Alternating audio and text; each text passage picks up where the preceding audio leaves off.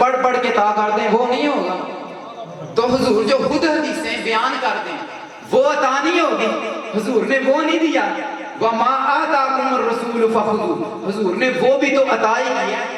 حدیثیں جو بیان کی ہیں, ایک شخص حضرت ابو ہریرہ رضی اللہ تعالیٰ عنہ کے پاس حاضر ہوا اور آ کے کہنے لگا یہ حدیث پاک میں نے آپ سے سنی ہے.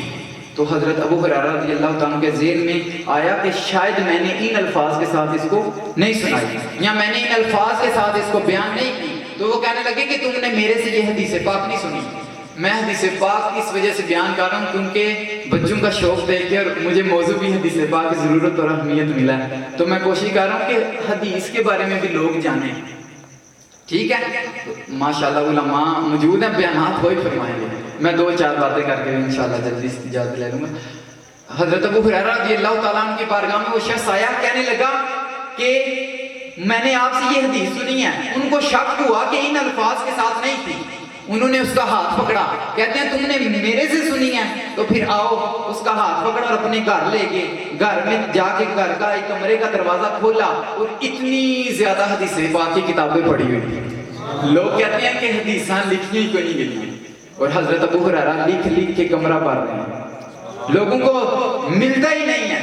ایک یہ آ گیا میلاد, محفل میلاد, کہتے ہیں کہ میلاد ہے ہی کوئی نہیں, تے علماء نے لہ لہ کے کتاباں رج ٹیڑلا پھرے.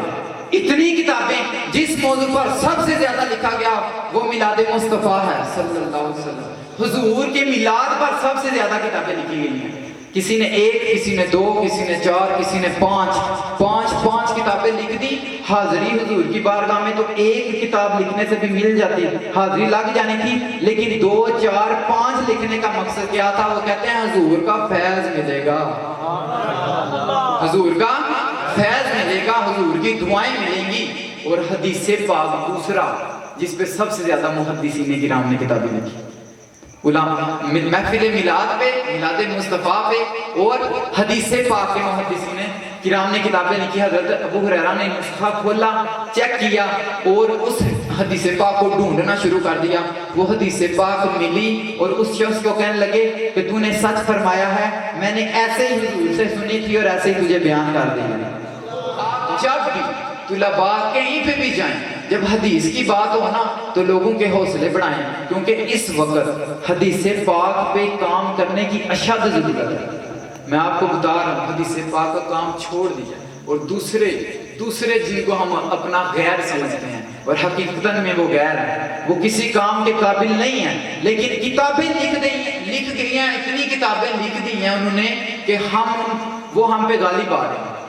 اب آپ اٹھیں پڑھیں, حضور کی حدیث کا احیاء کریں, یاد کریں حضور کی حدیثیں, لوگوں کو سنائیں اور اپنے بچوں کو یہ حدیث پاک یاد کروائیں. واقعہ آپ نے بہت دفعہ سنا ہوگا کہ کلاس میں ایک استاد نے بچوں سے پوچھا کہ آپ بڑے ہو کر کیا بنیں گے؟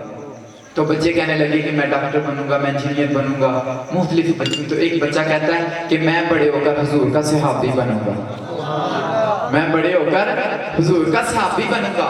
وہ استاد کہنے لگا تمہارے ذہن میں یہ سوچ کس نے ڈالی ہے کہ تم بڑے ہو کر حضور کے صحابی بنو گے؟ کوئی کہہ رہا ہے میں ڈاکٹر بنوں گا, کوئی کہہ رہا ہے میں انجینئر, میں پائلٹ بنوں گا, تم صحابی. تمہارے ذہن میں یہ سوچ کس نے ڈالی کہ تم بڑے ہو کر حضور کے صحابی بنو؟ صحابی تو وہ ہوتا ہے جس نے حالت ایمان میں حضور کی زیارت کی اور ایمان کی حالت میں دنیا سے چلا گیا ہو. تو تم کیسے حضور کے صحابی بنو گے؟ تو وہ کہنے لگا رات کو جب میں سوتا ہوں تو میری ماں مجھے حضور کے صحابہ کے واقعات سناتی ہیں, تو میرے دل میں یہ شوق اور محبت پیدا ہوئی کہ میں بھی بڑا ہو کے حضور کا صحابی بنوں. تو آپ بھی کوشش کریں نا, بچوں کو حدیث پاک یاد کروائیں, اپنے بچوں کو یاد کروائیں.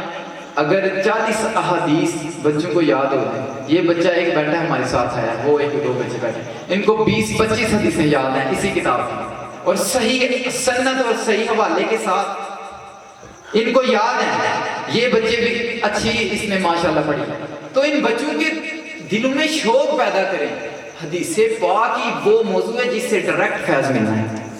حضور صلی اللہ علیہ وسلم کے فرمان جتنے آپ کے دل میں ہوں گے اتنا دل آپ کا روشن ہوگا. ٹھیک ہے, تو آپ حدیث پاک پہ توجہ دیں, اپنے بچوں کو شوق دلائیں.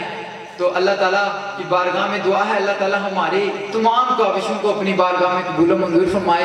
اور میں زیادہ گفتگو نہیں تھا کرنا چاہتا, علماء موجود ہیں, میں بے ادبی گستاخی سمجھتا ہوں. اللہ تعالیٰ میری کہنے میں جو کمی کوتاہی ہوئی, غلطی ہوئی, اللہ تعالیٰ معاف فرمائے. وما توفیقی الا باللہ.